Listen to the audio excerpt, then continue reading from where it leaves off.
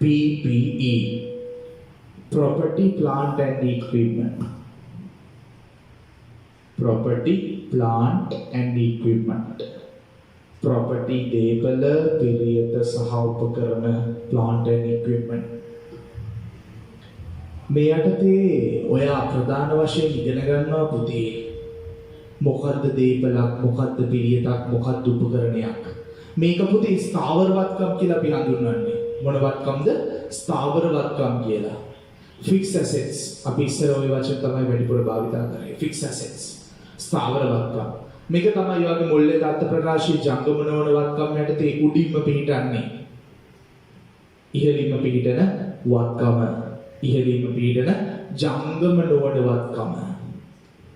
ජංගම නොවන වත්කම් කිව්වම ළමයි මේක හැමතිස්සෙම ඔයා දන්නව ජංගම නොවන වත්කම් කියන එකේ තේරුම මාස 12ට වැඩි කාල පරිශ්‍රයකට භාවිතා කරන්න පුළුවන්.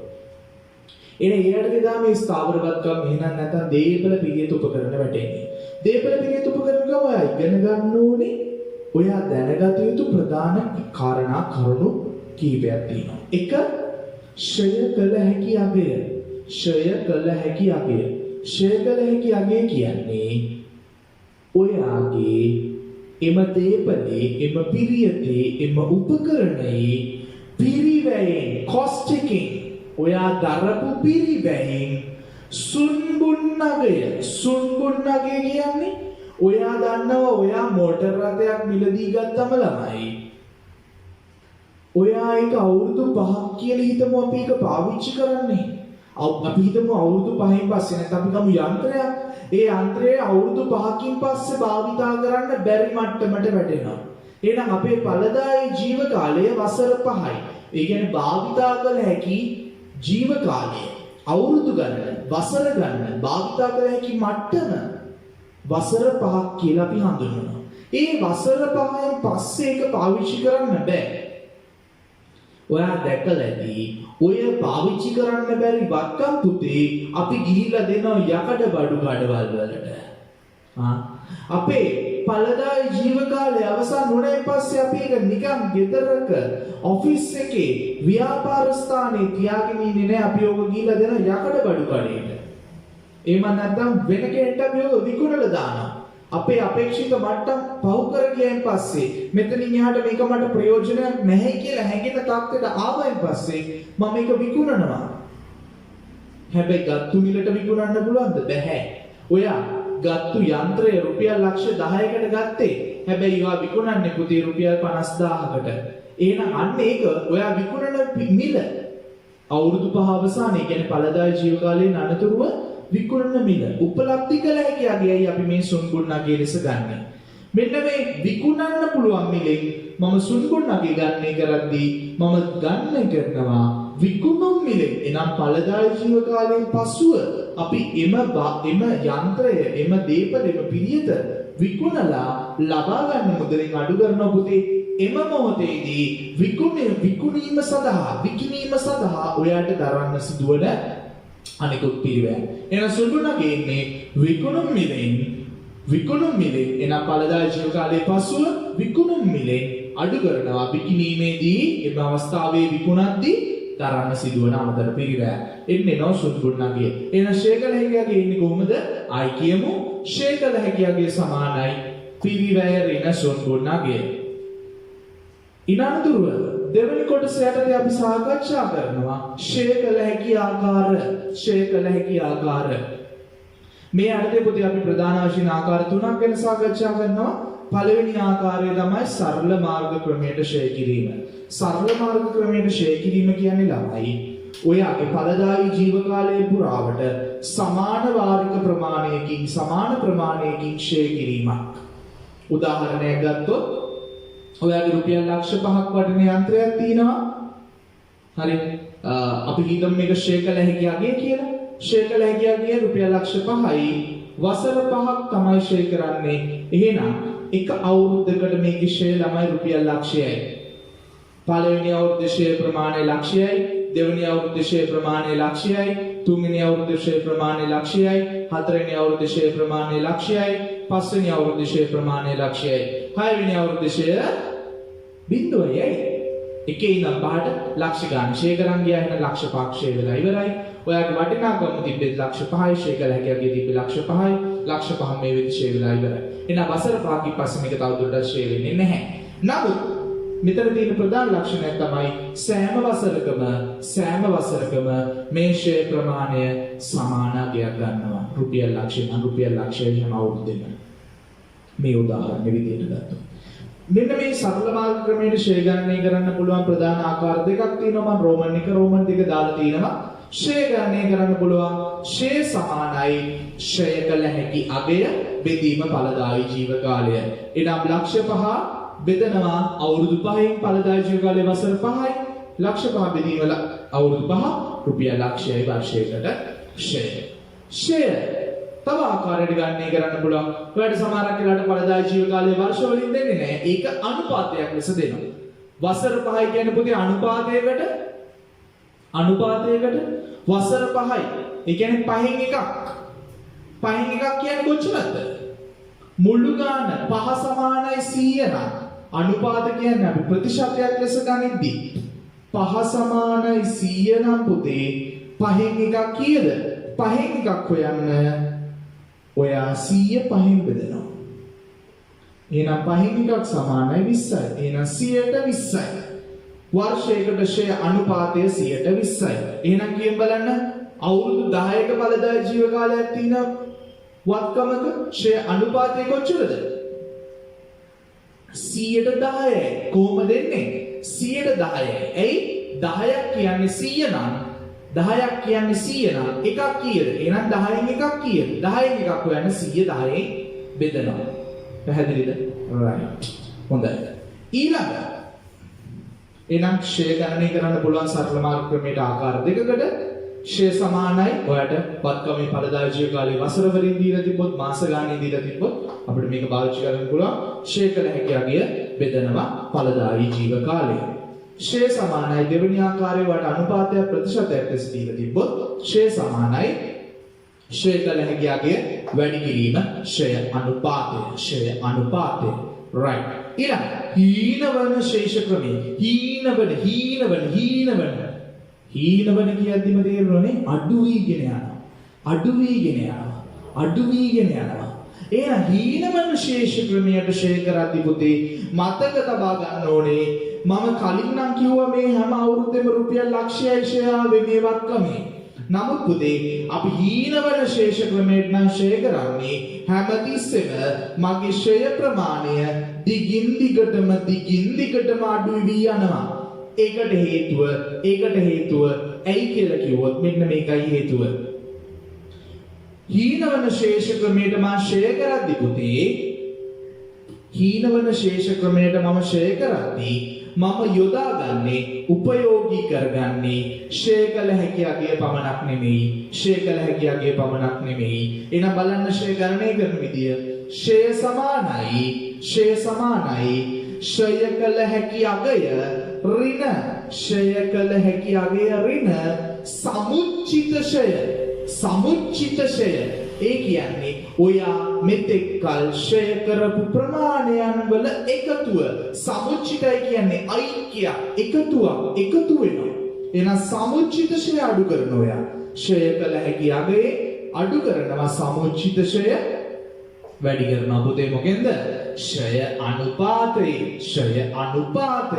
ඔයා උදාහරණයක් විදියට මම අර කලින් උදාහරණයට ගියොත් රුපියල් ලක්ෂ 5ක ෂේ කළ හැකි අගයක් තිබ්බ වත්කමක් අපි ෂේ කරනවා පුතේ.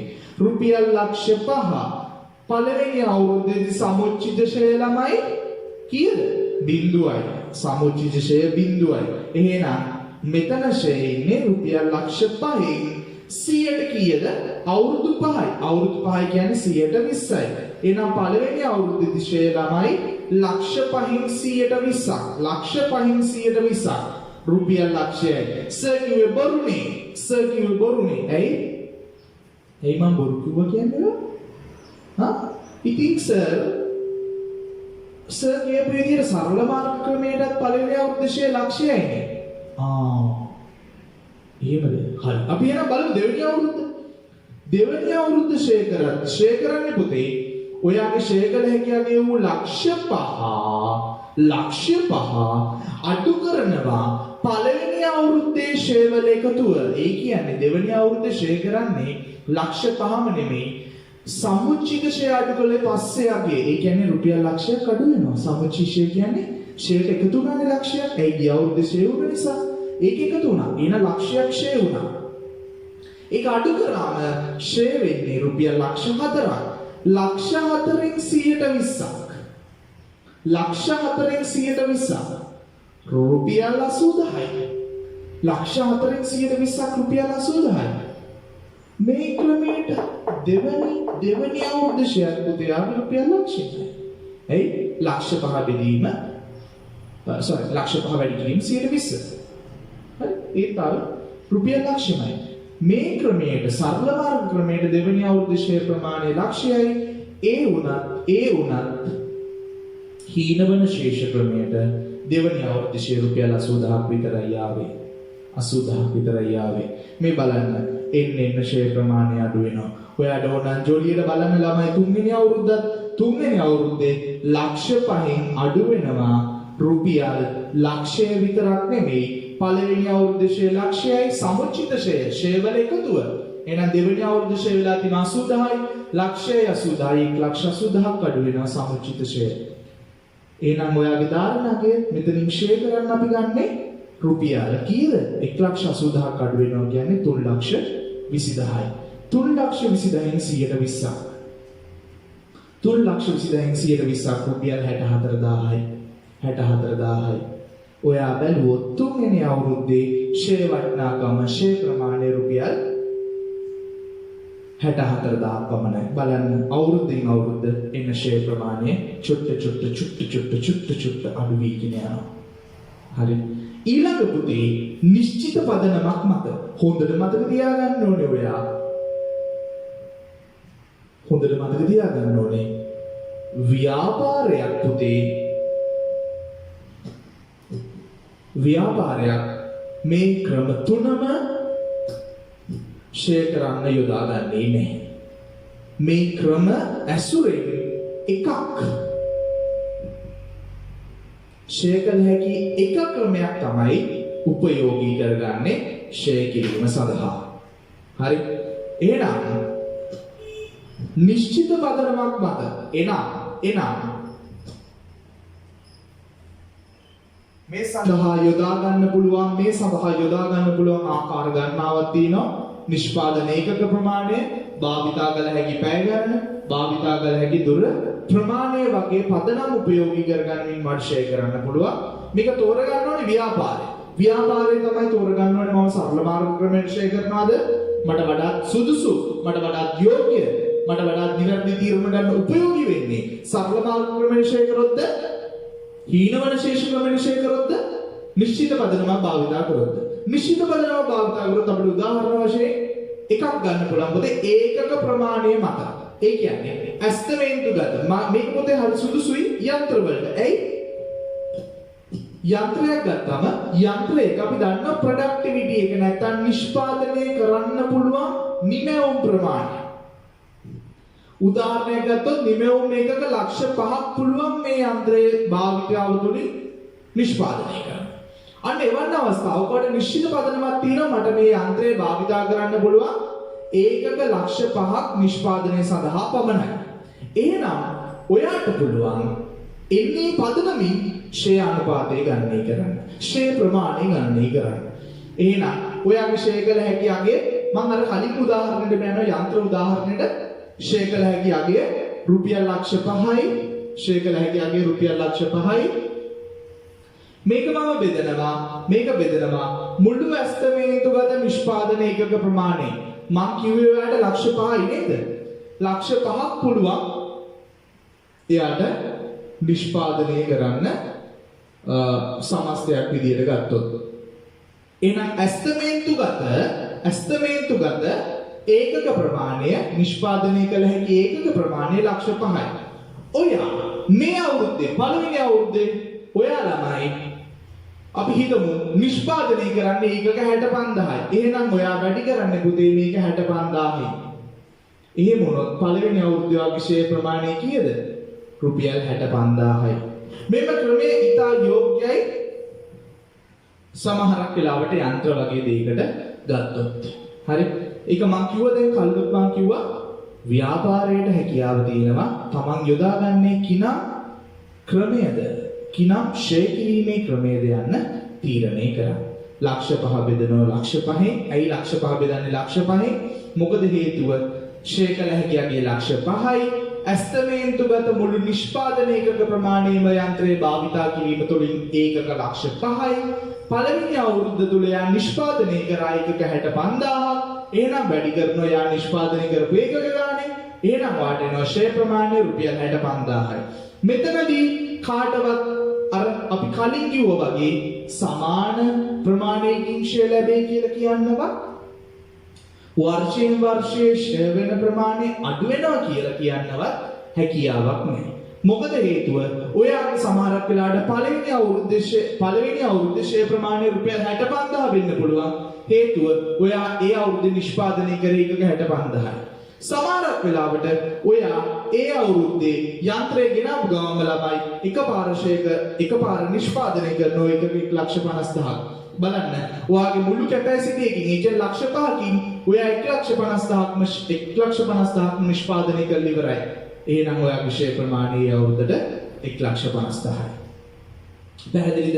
මේක වෙනස් වෙනවා, තීරණය වෙනවා හේතුව එයා නිෂ්පාදනය කරන ඒකක ප්‍රමාණය අනුව. ඒ ආකාරයටම නිශ්චිත පදනමක් ලෙස තවත් උදාහරණයක් ගන්න පුළුවන්. භාවිතා කළ හැකි පැය ගණන මත. මේක වඩාත් සුදුසුයි ඔයාගේ සමහරක් විද්‍යුත් උපකරණ වලට. බලන්න ඔයාලට ගෙදරට ගේනවනේ පුතේ බල්බ්. හරි. රුපියල් 1500 2000 දීලා සමහරක් බල්බ් ගේනවා LED ඒවා. හරි. ඒ බල්බ් වල ගහලා තියෙනවා ළමයි 2 years old මොකක් හරි hours ගන්න පැය ගන්න. ඒ කියන්නේ එක්ක වර්ෂ දෙකයි එහෙමත් නැත්නම් ආලෝක පැය නැත්නම් මුළු පැය ගන්න 60000යි. හරි. මම නිදසුනක් කිව්වේ ඒ වගේ. ඒ කියන්නේ නිශ්චිත පැය ප්‍රමාණයක් දීලා තිනවා බල්බ් එකට මෙන්න මෙච්චර පැය ප්‍රමාණයක් සාමාන්‍ය භාවිතා වෙනවා කියලා. සාමාන්‍යයෙන් ළමයි විදුලි උපකරණ ගොඩක් වෙලාවට නිෂ්පාදනය වෙන්නේ මෙන්න මේ ආලෝක පැය. ඒ කියන්නේ භාවිතා කරන ආලෝකය සඳහා තියෙන පැය ප්‍රමාණය මත. කොච්චර පැය ප්‍රමාණයක් එක භාවිතා කරන්න පුළුවන්ද කියන දේ මත. හරි. ඔයාලට ඒක නිශ්චිතව හඳුනා ගන්න පුළුවන් නම් ළමයි. හරි. නිශ්චිතව හඳුනා ගන්න පුළුවන් නම් නමුත් සාමාන්‍යයෙන් අද බහුතරයක් ඔයාලට හම්බෙන වොරන්ටි හම්බෙන්නේ වර්ෂ ගානක් පදනම් කරගෙන. හරි. වොරන්ටි එකයි ෂෙයා කියන්නේ දෙකක්. හරි. වොරන්ටි එකයි ෂෙයා කියන්නේ දෙකක්. වාක්‍යයක් සාතිකය සහ ෂෙයා කියන්නේ දෙකක්. ඒක මුලින් මතක තියාගන්න. ෂෙයා කියන්නේ අපි අපි මිලදී ගන්නා ස්ථාවරවත්කම භාවිතා කිරීමට අපේක්ෂා කරන ඵලදායී ජීව කාලය තුලින් නැත්නම් ඒ භාවිතා කිරීමට අපේක්ෂා කරන කාලය තුලින් අපි ගණනය කරගන්නවා වියදම සටහන් කරගන්නවා යම් කාල පරිච්ඡේදයක් පුරාවට ඒක බෙදා හරිනේ. මොකද මේ ස්ථාවරවත්කම් වගේ දේවල් ළමයි ලොකු පිළිවෙලක් දරලා ගන්න. ඉතින් ඒක එකපාර මට වියදමක් කරගන්න බෑ. ඒක නිසා ඇත්තටම කතාව වෙන්නේ මම මේ මිලදී ගන්නා යන්ත්‍රය, මේ මිලදී ගන්නා ස්ථාවරවත්කම කාල පරිච්ඡේදයක් පුරාවට, කාල පරිච්ඡේද ගණනාවක් පුරාවට වියදම්සේ බෙදා හරිනවා ෂෙයා හරහා. හරි. භාවිතා කළ හැකි පැය ගන්න මත ඔයාලට පැය ගන්න භාවිතා කරන්න පුළුවන් නම් මේ පදනමක් ලෙස ඔයාලට බලා ගන්න පුළුවන් ෂෙයා ගණනය කරන්න පුළුවන් ආකාරය ෂෙයා සමානයි ෂෙයා කළ හැකි අගය බෙදනවා මුළු ඇස්තමේන්තුගත භාවිතා කළ හැකි පැය ගන්න. ඇස්තමේන්තුගත භාවිතා කළ හැකි පැය ගන්න. වැඩි කරනවා පොතේ ඔයා ඒ කාල පරිච්ඡේදය තුල භාවිතා කළ පැය ගන්න. කාල පරිච්ඡේදය තුල භාවිතා කළ පැය ගන්න තුලින්. තුන්වෙනි එක භාවිතා කළ හැකි දුර ප්‍රමාණය මත ඔයාලට මෝටර් බයිසිකල් එකට වගේ සමහරක් වෙලාවට මෙන්න මේ දේවල් මෝටර් බයික් එකකට කාර් එකකට ගන්න පුළුවන් සමහරක් වෙලාවට. හරි. මම කිව්වා මේක ව්‍යාපාරයේ පූර්ණ නිදහස තියෙනවා තමන්ට යෝග්‍ය තමන්ට වඩා සුදුසු ෂෙයා කළ හැකි ආකාරයේ ක්‍රමය තෝරා ගන්න.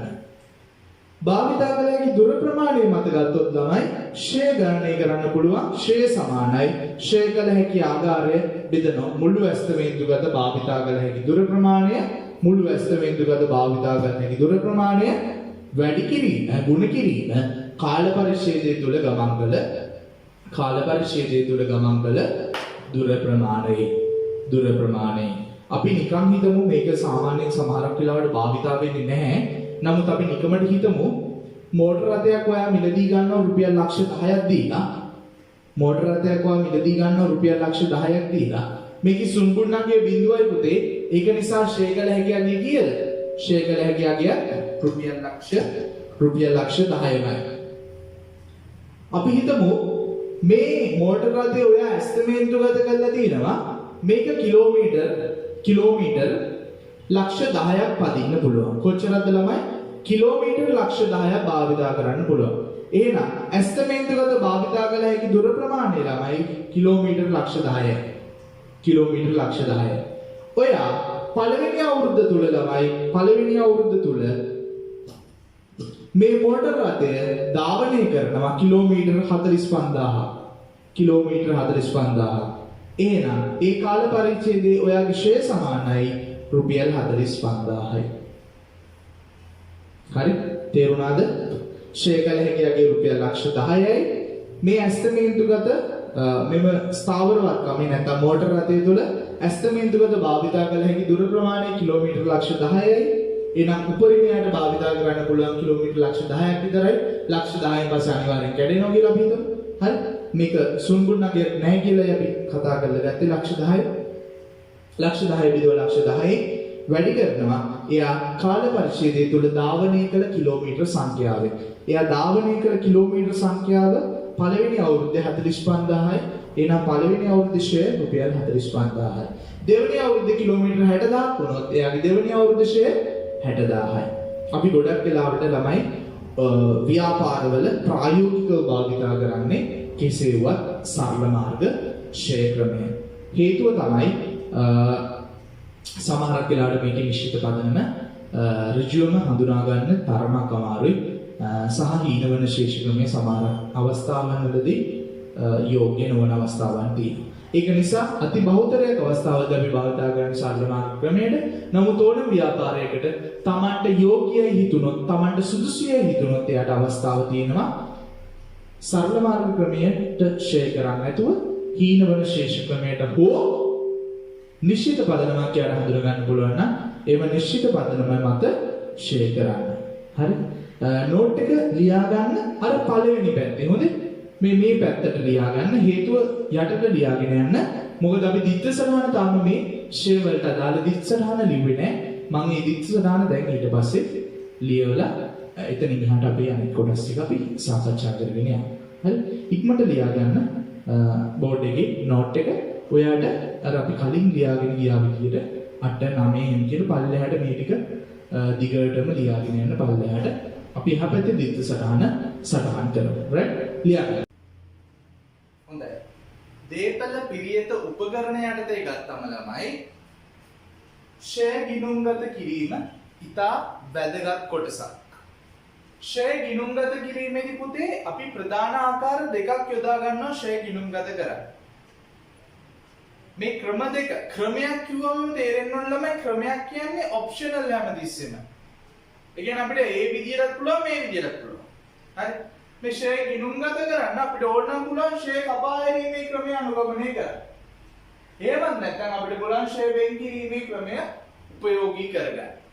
ෂෙයා කපා හැරීමේ ක්‍රමය අනුගමනය කරොත් පුතේ තියෙන ප්‍රධානතම වැදගත්කමක් නැත්නම් වෙනස්කමක් තමයි ෂෙයා කපා හැරීමේ ක්‍රමේදී ඔයාට අමතරව ගිණුමක් පිළියෙල කරන්න අවශ්‍ය වෙන්නේ නැහැ. එහෙනම් ඔයාලට හිතෙන්න පුළුවන් ඒක ලේසි.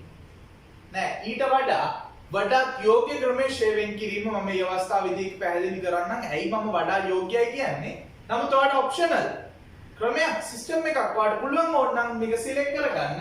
නෑ මම ෂෙයා කපා හැරීමේ ක්‍රමයයි යෝග්‍ය. මම මට යෝග්‍ය එක මම එකින් දෙක උපයෝගී කරගනිමින් ෂේ ගිණුම් ගත කරනවා. ෂේ කපා හැරීමේ ක්‍රමය ෂය අගය ඍජුවම වත්කම් ගිණුමට බැර කරයි. ඍජුවම වත්කම් ගිණුමට බැර කරයි. එනම් ඍජුවම වත්කම් ගිණුම බැර කරනවා. වත්කම් ගිණුමට එරෙහිව කපා හරිනවා. මේකෙදි දික්ත සදාන වෙන්නේ ෂය වියදම හර අදාළ වත්කම් ගිණුම බැර. අදාළ වත්කම් ගිණුම බැර. මෙන්න මෙතනදී ළමයි ඒවා මුල්ලේ தත්ත්ව ප්‍රකාශය නිරූපණය කරද්දී ඔයාගේ මේ වත්කම ඉස්සරහින් පිරිවැය සහ සමුචිත ෂය කියලා අගයක් එන්නේ නැහැ. ඒකට හේතුව තමයි මේ වත්කමේ ඔයා ඉදිරිපත් කරන්නේ ශුද්ධ අගය. ඇයි ඔයාගේ පිරිවැයෙන් මේ වෙද්දි ෂය බැර කරපු නිසා ඔයාගේ පිරිවැය තිබ්බේ හර පැත්තට ඔයා ෂය වෙන් කිරීම නැත්නම් සමා වෙන ෂය කපා හැරීම කරේ බැර පැත්තට. එහෙනම් මේක තුලනය කිරීමේදී ඔයාට හම්බෙන ශේෂයේ භාගය කියන්නේ ශුද්ධ අගයමයි, ධාරණ අගයමයි. ආයතා ගන්න ඔයාගේ වත්කමේ හර පැත්තේ තමයි මේ වත්කමේ පිරිවැය තියෙන්නේ. ඔයා ඍජුවම දැන් මේකට බැර කරා මේ කරපු ෂය ප්‍රමාණය බැර කරාම ඔයා හරෙන් හර ලක්ෂ 5යි බැර රුපියල් 50000යි. එතකොට කීයද? ලක්ෂ 5න් 50000ක් අඩුනම 4,50,000 තමයි ශේෂය ඊගේ ඉදිරියට ගෙනෙන්නේ. එහෙනම් ඒ ඉදිරියට ගෙනෙන ශේෂය ඔයාගේ ඍජුවම ශුද්ධ අගයේ ලෙස ධාරණ අගයේ ලෙස අපිට මුල්ලේ தත්ත්ව ප්‍රකාශය මෙතන නිරූපණය කරන්න පුළුවන්. මොකද මෙතන සමුච්චිත ෂය කියලා තීරුවක් එන්නේ නැත.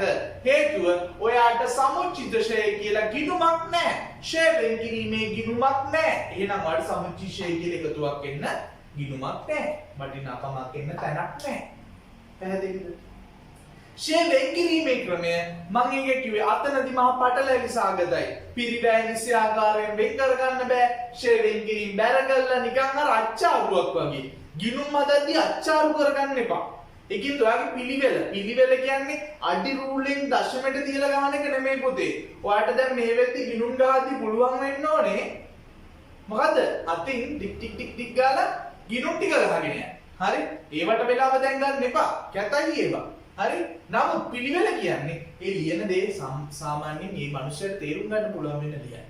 හරි? ඔය සමහරක් chartered exams වල double AT exams වල සමහරක් වෙලාවට ලොකුවට කම්ප්ලේන්ට්ස් එනවා සමහරක් කට්ටියකින් examiners ලා කමෙන්ට් සමහරක් වෙලාවට දිනනවා පිළිතුරු ලිවීමේදී දරුවා ඉතා අපහැදිලි ලෙස ලියා තියෙනවා කියලා. ඒ කියන්නේ කියවන්න බැරි මට්ටමට. හරි? අන්වීක්ෂණය නැහැ ළමයි මේ මිනිස්සු පේපර්ස් බලන්නේ නැද්දි? පැහැදිලිද? ඊඳ චූටි අකුරින් භූමි අකුරින් ලියන්න එපා. මේ මිනිස්සගේ ඇක්ස්පෙනීමේ මට්ටම පරීක්ෂා කරන්න ඔය විභාගෙ ලියන්න එපා. ඊට පැහැදිලි අකුරේ ලියන්න තරමක් ලොකු අකුරු පොල් ගෙඩි අකුරු නෙමෙයි තරමක් ලොකු අකුරේ පැහැදිලි ලෙස ලියන්න වාගේ පිළිතුර ලියන්න සපයන්න. ෂය වෙන් කිරීමේ ගිණුම මෙහිදී කාල පරිච්ඡේදයේ ෂය ප්‍රමාණය ඍජුවම එම අදාළවත්කම් ගිණුමට එරෙහිව කපා නොහරින අතර එම ෂය ප්‍රමාණය වැදගත් මම රතු පෑනෙන්ම ලිව්වා ඒක නිසා ෂය වෙන් කිරීමේ ගිණුමකට බැර කරයි. ඔයා මේ සඳහා භාවිතා කරන වෙනමම ගිණුමක්. ඒ කියන්නේ ඔයා අර අච්චාරුවක් ලෙස එකම තැනට දාන්න යන්නේ නැහැ. ඔයා ඒ වෙනුවට ෂය වෙන් කරන්න ඔයා ගිණුමක් තියා ගන්නවා. ෂය වෙන් කිරීමේ ගිණුම. සමුචිත ෂය ගිණුම. මෙන්න මේ සමුචිත ෂය ගිණුමට බැර කරනවා. මෙම ගිණුම පුතේ අපි හඳුන්වනවා වත්කම් අඩුවීමේ ගිණුමක් කියලා. හරි.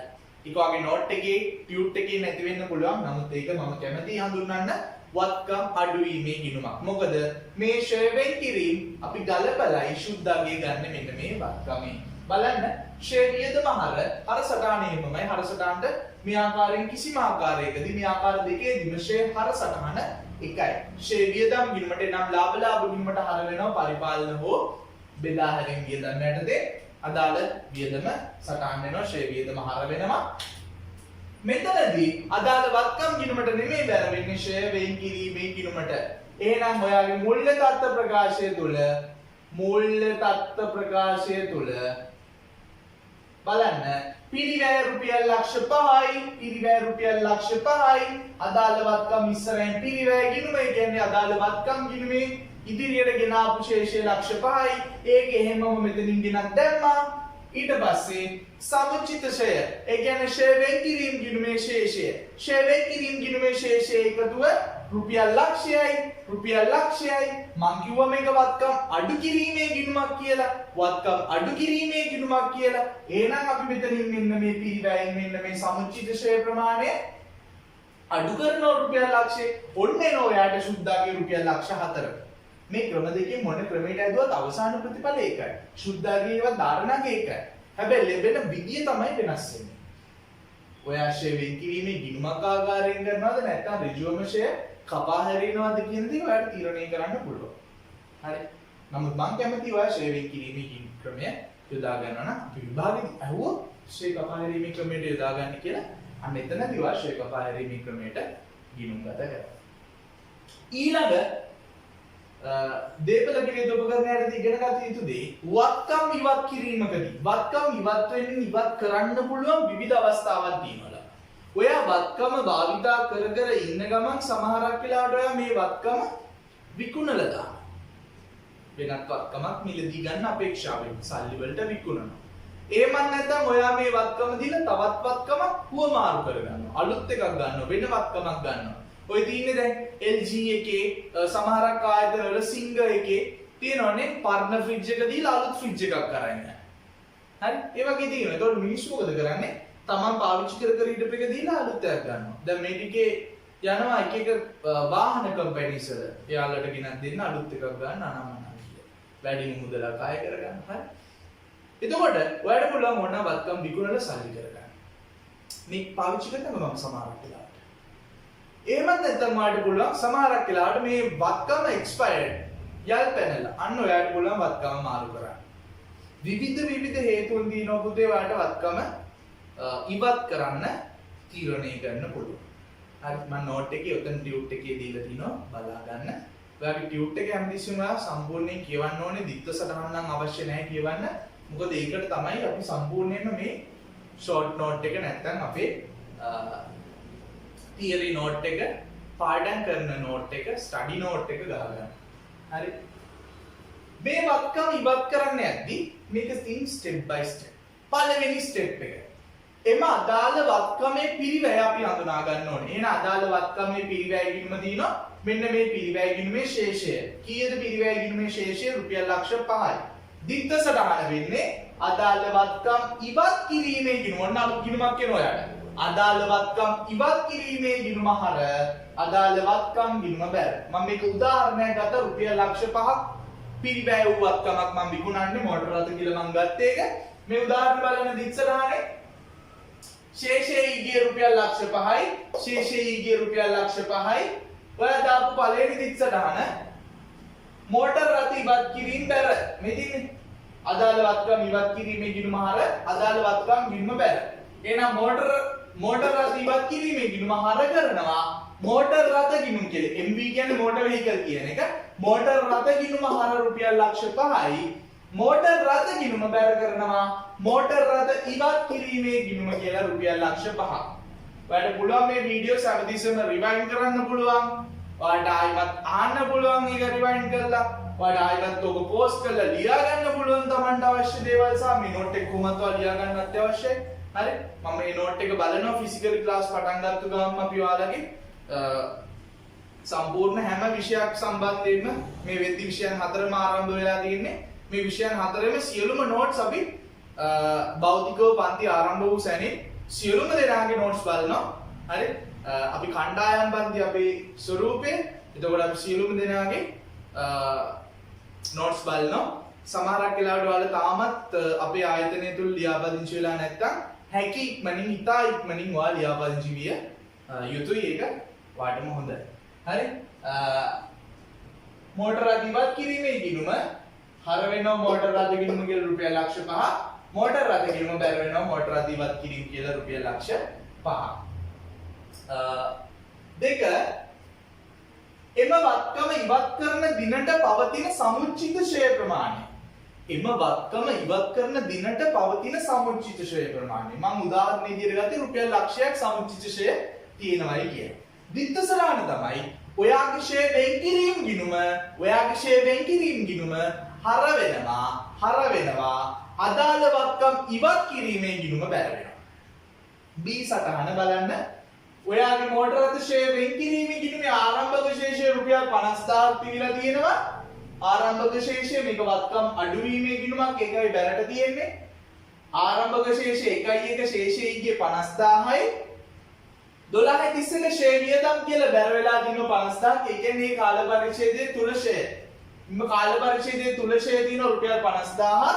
එහෙනම් 12.31යි මම 12 වෙනි මාස 31 වෙනිදා මම මේ මෝටර ඉවත් කරන්නේ. එදාට සමුච්චිත ෂේ. එදාට ෂේ වල එකතුව තියෙනවා ළමයි. ආරම්භක ශේෂය 50000යි මේ අවුරුද්දේ ෂේ 50000යි 50000යි ලක්ෂයයි. එහෙනම් ලක්ෂයක් වාගේ ෂේ තියෙනවා.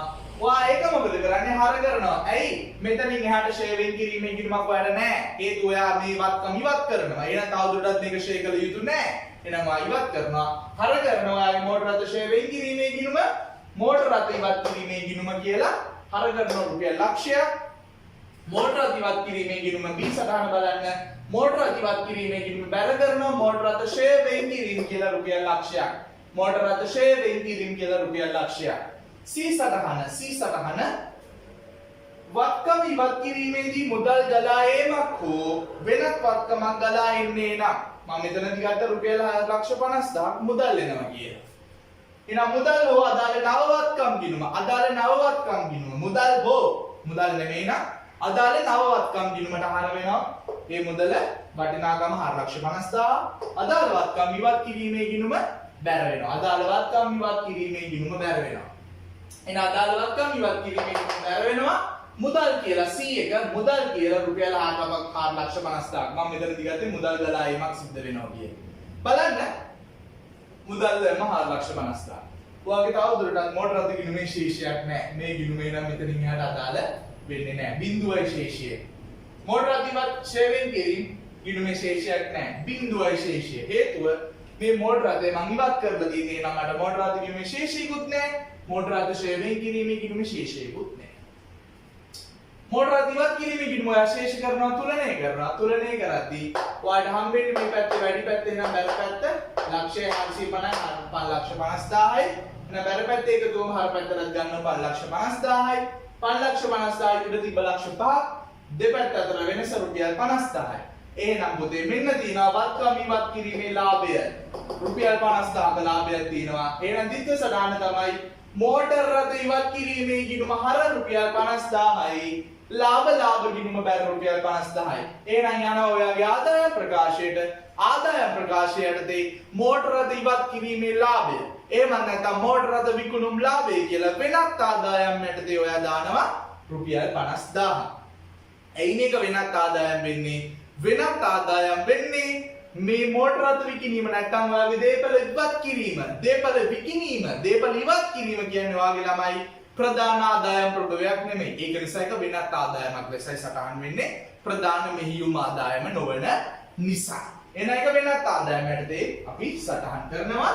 ලාභ ගිණුමේ නැත්නම් ආදායම් ප්‍රකාශනය තුල මෝටර රථ ඉවත් කිරීමේ ලාභ රුපියල් 50,000යි. द्वितीय සටහන තමයි අදාළ වත්කම් ඉවත් කිරීමේ ගිණුම හර රුපියල් 50,000යි. ලාභ ගිණුම බැර රුපියල් 50,000යි.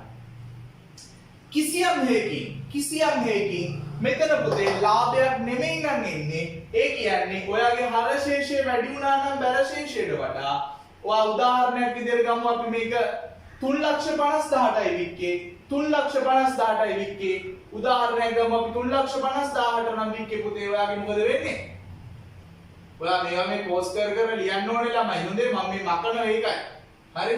මම මකලා මම හදාගන්න මට ඕන විදියට ගණන් වෙනස් කරනවා. ඒකින්ද ඒක පෝස්ට් කරලා නැවත ඔයා ලියා ගන්න ඕනේ. බෑක්වර්ඩ් ගිහිල්ලා පිටිපස්සට ගිහිල්ලා. අපි උදාහරණයක් විදිහට ගමු මුදල් ගිණුම රුපියල් 3,50,000ක් තමයි එහෙනම් අර වෙන්නේ. මුදල් ගිණුම හර 3,50,000යි මෝටර රථ ඉවත් කිරීමේ ගිණුම බැර රුපියල් 3,50,000. වැඩි පැත්ත ළමයි හර පැත්ත එහෙනම් ලක්ෂ 5යි.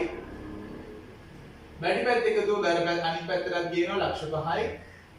ශේෂයේ භාගයේ 12යි ශේෂයේ භාගයේ නෙමෙයි මෙතනදී මෝටර රථ ඉවත් කිරීමක් ගෙන යන්නේ වාගේ ලාභේ හො ලාභ ගිණුම 350 450 ඒ කියන්නේ 50,000ක් පුතේ ලාභ ගිණුමට යනවා. හර වෙන්නේ හර කියන්නේ ලාභ හර කියන්නේ වියදමක්. එහෙනම් ඔයාගේ ඉන්නේ වෙනත් වියදම් යටතේ ඉනවා පුතේ. මෝටර රථ ඉවත් කිරීමේ අලාභ රුපියල් 50000යි. මේ බලන්න දිස්සටහන ලාභ ගිණුම හර අදාළ වත්කම් ඉවත් කිරීමේ ගිණුම බැල. හරි? ඉක්මනට මේ ටික සටහන් කරගන්න ඔයාගේ නෝට් එක සම්පූර්ණේ. ඊළඟට අපි දැන් කතා කරන්නේ රඳවා ගැනීමේ බදු. ඔයා මේ ටික සටහන් කරගත්තා නම් දෙන්න අහගන්න රඳවා ගැනීමේ බදු. WHT withholding tax අලුත්ම දෙයක්. ඔයාගේ නෝට් එකේ මම දීලා තියෙනවා ළමයි withholding tax කියන්නේ මොකක්ද? රඳවා ගැනීමේ බද්දක් කියන්නේ මොකක්ද? ඔය රඳවා ගැනීමේ බද්දට මොනවාද යටත් වෙන දේ? ඉතින් මම මේක කියවන්නේ ඔයා නෝට්ස් කියව ගන්න ඕනේ. ඔයා දන්නවා මාත් එක්ක වැඩ කරද්දි මොකද්ද මගේ වැඩ පිළිවෙල. හරි. අපි හැමතිස්සෙම වැඩිපුර ප්‍රශ්න කරන්න. මොකද සිලබස් එක අපි ඉක්මනින් ඉවර කරනවා. අපි හැකියතාක් උපරිම අපේ ප්‍රශ්න, පසුගිය විභාග ප්‍රශ්න, ටාගට් ක්වෙස්චන්ස් අපේ ඒවා තමයි ළමයි අපේ සාර්ථකත්වයට ප්‍රධාන මම්පෙත් ඉවර කරන්නේ. අපි වැඩිපුර ප්‍රශ්න කරලා හොඳට විභාගෙට සූදානම් වෙලා යනවා. ලොකු කාලයක් අපිට එතකොට ඉතිරි වෙනවා හොඳට පාඩම් කරලා විභාගෙට මුහුණ දෙන්න. හරි? අහගන්න. ඔයාලට මම දීලා තියෙනවා වගේ නෝට් එකේ රඳවා ගැනීමේ බද්ද කියන්නේ මොකක්ද? withholding tax කියන්නේ ඒක ඔයා කියව ගන්න නෝට් එක සහ මෙන්න මෙතන බලන්න රඳවා ගැනීමේ බද්දට යටත් වෙන දේ 2017 අංග 24 දන්න දේශීය ආදායම් පනතට අනුව මෙන්න මේ ආදායම් වර්ග ළමයි මේ ගෙවීම් සිදු කරන තැනැත්තන් සේවා නියුක්තිකයන් නොවන වාසික පුද්ගලයෙකු සමග වාසික පුද්ගලයෙක් කියන්නේ ඒ ප්‍රදේශයේ ඒ රට තුල ජීවත් වෙන කෙනෙක් වාසය කරන කෙනෙක් ගෙවීම් කරන තැනැත්තාගේ සේවා නියුක්තිකයෙක් කියන්නේ එයා එම්ප්ලොයි කෙනෙක් නෙමෙයි රස්සාවක් කරන කෙනෙක් නෙමෙයි. හරි? එම්ප්ලොයි කෙනෙක් නොවුනම සේවකයෙක් නොවුනම එයාලට මෙන්න මේ WHT එක අදාළයි. බලන්න කවුද ඉන්න උදාහරණ විදිහට ඉගැන්වීම, දේශන පැවැත්වීම, විභාගයක් පරීක්ෂා කිරීම, නිරීක්ෂණය කිරීම හෝ අධීක්ෂණය කිරීම වෙන්නේ. ඒ කියන්නේ අධ්‍යාපන කටයුතු කරන. වාගේ ලෙක්චරර්ස්ලා, ටීචර්ස්ලා ඒගොල්ලෝ සේවකයෝ නෙමෙයි නම් ඊගාලට ගෙවන්නේ දැන් අපේ වගේ ආයතනවල අපේ ඉන්න දේශකවරුන්ට අපේ ගෙවන්නේ මෙන්න මේ ආකාරයට. එතකොට අපි රඳවා ගැනීමේ බදු අඩු කළ යුතුයි. වාසික රක්ෂණය අලෙවි හෝ තැරැව්ව අනුයෝජකයෙකු සඳහා කොමිස් මුදලක් බ්‍රෝකර් ගාස්තුවක් ලෙස ගෙවීමේදී රක්ෂණය කරන පුද්ගලයෙක්ට අලෙවි තැරැව්ව නියෝජිතයෙක් වෙත අපි කොමිස් මුදලක් බ්‍රෝකර් ගාස්තුවක් ගෙවද්දී. හරි? ඔයාලා දැකලා ඇති ඕන තරම් ඔය ඉන්නවා රක්ෂණය කරන බ්‍රෝකර්ලා. එයාලා සේවකයෝ නෙමෙයි පාර්ට් ටයිම් කරන්නේ සමහරක් වෙලාවට. සහතික කිරීමේ ගාස්තුන් ලෙස අය කරන අයට ටෙන්ඩර් හෝ මිල නියම කිරීම මගින් කොන්ත්‍රාත් පදනමින් යම් භාණ්ඩයක් සැපීමට අදාළව හෝ නියෝග මගින් නියම කළ ලබන ලැබිය හැකි වෙනත් යම් කරුණු සදා ශ්‍රී ලංකා මූලාශ්‍රය සහිත සේවා ගාස්තුවක් ගෙවන අවස්ථාවකදී හෝ නිර්වාසික තැනැත්තෙකු වෙත ශ්‍රී ලංකාවේ මූලාශ්‍රයක් සහිත සේවා ගාස්තුවක් හෝ රක්ෂණ වාරික මුදලක් ගෙවද්දී අපි මෙන්න මේ WHT කියන එක අඩු කරනවා. මෙන්න මේ withholding tax එක බලන්න මගේ නෝට් එකේ මාරියාසෙන් මේ පුංචි නෝට් එකේ මේ සම්පූර්ණ කතාව පිටු ගානක් තිස්සේ තියෙන එක මම සාරාංශයක් කරලා දීලා දිනවා. එයාට පාඩම් ගන්න ලේසි. රඳවා ගැනීමේ බදු WHT 2017 අංග 24 දරන දේශීය ආදායම් පනතට අනුව අදාළ කාර්ය හෙවත් සේවාව ලබා ගන්නා පුද්ගලයා විසින් අදාළ කාර්ය අදාළ සේවාව ලබා ගන්නා පුද්ගලයා විසින් අදාළ කාර්ය හෙවත් සේවාව සපයන්නාගෙන් මෙම බද්ද අඩු කළ යුතුය. හොඳට මතක තියාගන්න සේවාව සපයන පුද්ගලයාගෙන් අපි අඩු කරනවා. ඒ කියන්නේ මම නම් දේශකවරයා මම සපයන සේවාවට මට යම් ගෙවීමක් කරද්දී ඒ ගෙවන පාර්ශවය උදාහරණයක් විදිහට ගත්තොත් අපේ ආයතනය WHT අඩු කරලා තමයි මට ඒක මුදල ගෙවන්නේ. හරි? පැහැදිලිද? උදාහරණයක් විදිහට ගත්තොත් අපි හිතමු මම දේශනයක් මෙහෙවනවට නැත්නම් කරනවට මට රුපියල් 3000ක් නැත්නම් 5000ක් 10000ක් ගෙවනවා කියලා එක පැයකට. එහෙනම් මේ පැයට ගෙවන රුපියල් 10000යි 100%ක් බදු අනුපාතය 100%ක් ලෙස ගත්තොත් 100%ක්. ඒ කියන්නේ රුපියල් කීයද ළමයි? 100%ක්. රුපියල් 500ක් නේද? රුපියල් 10000න් රුපියල් 500ක් අඩු කරනවා. ඇයි? රඳවා ගැනීමේ බදු ලෙස. එහෙනම් මට හම්බෙන්නේ කීයද? මට හම්බෙන්නේ ළමයි රුපියල් 9500යි. මේ 9500 මට හම්බෙන්නේ. හැබැයි මම නෙමෙයි අර රඳවා ගැනීමේ බද්ද ගත්තේ. එයා අඩු කරේ. එයා අඩු කරන්නේ මට ලැබිය යුතුව තිබුණ දෙයක්. මට ලැබිය යුතුව තිබුණ දෙයක් මම ගෙවන්න ඕනේ. මට ලැබිය යුතු රුපියල් 500ක් ළමයි එයා අඩු කරගත්තා. එයා අඩු කරගෙන මට ගෙවි 9500යි. හැබැයි මේ 500 යාට අයිති නෑ. එයා ගෙවන්න ඕනේ ළමයි දේශීය ආදායම් දෙපාර්තමේන්තුවට. දේශීය ආදායම් දෙපාර්තමේන්තුව. හොඳට මතක තියාගන්න. මගේ සල්ලියක් එයා වෙන කෙනෙකුට ගෙවනවා. හැබැයි මම වෙනුවෙන් එයා ගෙවන්නේ. ඒ කියන්නේ මට ඒකවත්කමක්. මට ඒකවත්කමක්. එයාට මගෙන් අඩු කරගත්තා. මෙයාට ඒක වගකීමක් කාට ගෙවනකන්ද? දේශීය ආදායම් දෙපාර්තමේන්තුවට ගිහිල්ලා ගෙවනකම්. හොඳට අහගන්න. මට එක පැයක් උගන්වනවට රුපියල් 10000ක් ගෙවනවා ආයතනය විසින්. එහෙනම් ඒ පැය මම මගේ ලෙක්චර්ස් කරනවට මට රුපියල් 10000ක් ගෙවනවා. එම මුදල ගෙවද්දි ළමයි මගෙන් 105ක් අඩු කරගන්නවා. අඩු කරගන්නොත් ගත්තම 10000න් 105 කියන්නේ රුපියල් 500ක් අඩු කරගන්නවා. එහෙනම් මේ ගෙවන පුද්ගලයා ගෙවන්නේ ළමයි රුපියල් කීයක්ද? මම 10000 වෙනකොට රුපියල් 1000 ගන්නම් මම උදාහරණයක් ගත්ත එක. හරි? WST සඳහා දිත්සදාන සේවාව ලබා ගන්න ඒවත් ගැනුම් කරුගේ පැත්තේ, ඒ කියන්නේ අපේ ආයතනයේ පැත්තේ ආයතනය අදාළ වියදම, එයාගේ දේශන වියදම, එයාට වියදමක් ලැබෙනවම එයා පන්තිගාස් සොය කරනවා තමයි. හැබැයි ආ දේශකවරුන්ට ගෙවන්න ඕනේ. එහෙනම් දේශකවරුන්ට ගෙවන වියදම එයා අඩු කර ගන්නවා. එයාට ඒක වියදමක්. එහෙනම් දේශනා වියදම, අදාළ වියදම හර කීයද? එයා ගෙවන රුපියල් 1000ම එහෙනම් හර සර් කිව්වේ 950යි කියන 50 අඩු කර ගන්නවා කියන්නේ. ඔව්. ඒ WST 50 අඩු කරගත්තට එයාගේ වියදම 1000යි. වියදම 1000යි අඩු කරන රුපියල් 50 ළමයි එකම දේ 1000ම ළමයි අර දේශකවරයාට ගෙවන්නේ නැති එක.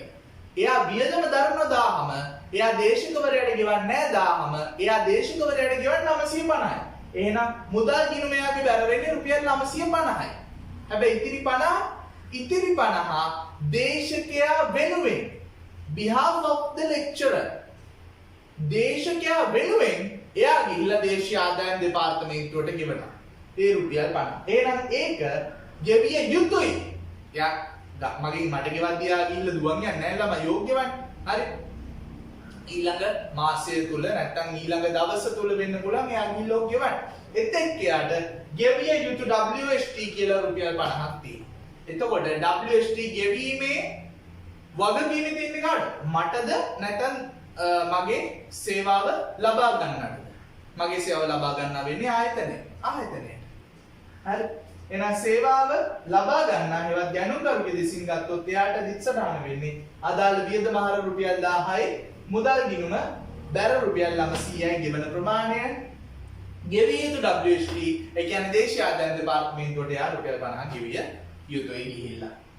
ඊළඟ WST සඳහා දිත්සදාන සේවාව ලබා දෙන හේවත් සපයන්නාගේ කියන්නේ මගේ පැත්තේ. ඔන්න මම මගේ දිත්සදාන දානවා. මගේ දිත්සදාන දාති ළමයි මට මුදල් හම්බුනේ රුපියල් 950. එහෙනම් මගේ මුදල් ගිණුම මගේ පැත්තෙන් මගේ ගිණුම් තැබීම පැත්තෙන්. හරි? මම පෞද්ගලිකව ගිණුම් තබා ගන්නවානේ මගේ ආදායම් වියදම් වලට. අන්න මගේ පැත්තෙන් ගත්තම ළමයි මුදල් ගිණුම හර වෙන්නේ රුපියල් 950යි. හැබැයි මට රුපියල් 1000ක ආදායමක් තියෙනවා. එහෙනම් බැර වෙන්නේ ළමයි රුපියල් 1000 අදාළ ආදායම් ගිණුම. මගේ ආදායම් ගිණුම බැර වෙනවා රුපියල් 1000ක්. නමුත් මුදල් ගිණුම හර වෙන්නේ 950යි. එහෙනම් අර 50 කො? ඒ 50 ළමයි මං වෙනුවෙන් යා ගිහිල්ලා ගෙවන්නේ. එහෙනම් දේශීය ආදායම් දෙපාර්තමේන්තුව මට දිය යුතුයිනේ. හැබැයි දේශීය ආදායම් දෙපාර්තමේන්තුව මට දෙන්නේ නැහැ පුතේ. එහෙනම් දේශීය ආදායම් දෙපාර්තමේන්තුව මට දෙන්නේ නැහැ. එහෙනම් මට යාගෙන් ලැබිය යුතුයි.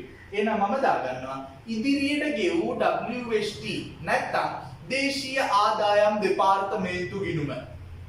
මේක මට වත්කම් ගිණුමක්. ඉදිරියට ගෙවූ WST එහෙම නැත්නම් දේශීය ආදායම් දෙපාර්තමේන්තු ගිණුම මට වත්කමක්. මම කවදා හරි දවසක ආදායම් බද්ද මගේ අවුරුද්දේ ආදායමට අවුරුද්දේ ලාභයට මම ආදායම් බදු ගෙවනවානේ දේශීය ආදායම් දෙපාර්තමේන්තුවට. අන්නේ බද්ද ගෙවන්න යද්දී මම කැල්කියුලේට් කරනවා මගේ ආදායම් බද්ද. හරි. මම ලක්ෂ 2.5ක් ගෙවන්න ඕනේ ආදායම් බදු. නැත්නම් අපි හිතමු රුපියල් අපි ලේසි වෙන්නේ. රුපියල් 250ක් ගෙවන්න ඕනේ දේශීය ආදායම් දෙපාර්තමේන්තුවට මගේ ආදායම් බද්ද විදියට. හරි. මේ වෙද්දිත් ළමයි WST ලෙස රුපියල් 50ක් ගෙවලා තියෙනවානේ. එහෙනම් මම ගෙවන්නේ ඉතිරිය රුපියල් 200ක් විතරයි මේ අවස්ථාවේ. එහෙනම් එතෙක් මට ඒ රුපියල් 50 කියන්නේ වත්කමක්. මෙන්න මේ ඉදිරියට ගෙවු WST කියන්නේ මට වත්කමක්. අපි ඕක හඳුන්වනවා බදු බැරක් කියලා. බදු බැරක් කියලා. හොඳට අහගන්න. එනම් සේවා මිලදී ගන්නා WST අඩු කර ශුද්ධ ගෙවීම පමණක් සපයන්නාටද WST වටිනාකම දේශීය ආදායම් දෙපාර්තමේන්තුවට ගෙවීමට බැඳී සිටි IRD එකට Inland Revenue Department එකට. මෙයාට දෙපළයක් කියනවා සපයන්නාගේ පැත්තේ මෙය සපයන්නාට බදු බැරකි. ඒ කියන්නේ අර ඉදිරියට ගෙවු WST හෙවත් දේශීය ආදායම් දෙපාර්තමේන්තුවට ගෙවලා තියෙන මුදල් ප්‍රමාණය මම වෙනුවෙන් එයා. එහෙනම් අදාළ සපයන්නාගේ ආදායම් බදු ගෙවීමේදී එම ගෙවිය යුතු මුදලින් එනම් මෙම ගෙවිය යුතු බදු මුදලින් එම ගෙවිය යුතු බදු මුදලින් WST ගෙවා ඇති ප්‍රමාණය අඩු කළ හැකිය. හරි. මේ නෝට් එක සම්පූර්ණ කරගන්න මුලින්ම අපි ඊට පස්සේ කතා කරමු ව්‍යාපාරයක සේවකයන් වෙනුවෙන් ව්‍යාපාරයට දරන්න සිද්ධ වෙන වියදම් සම්බන්ධ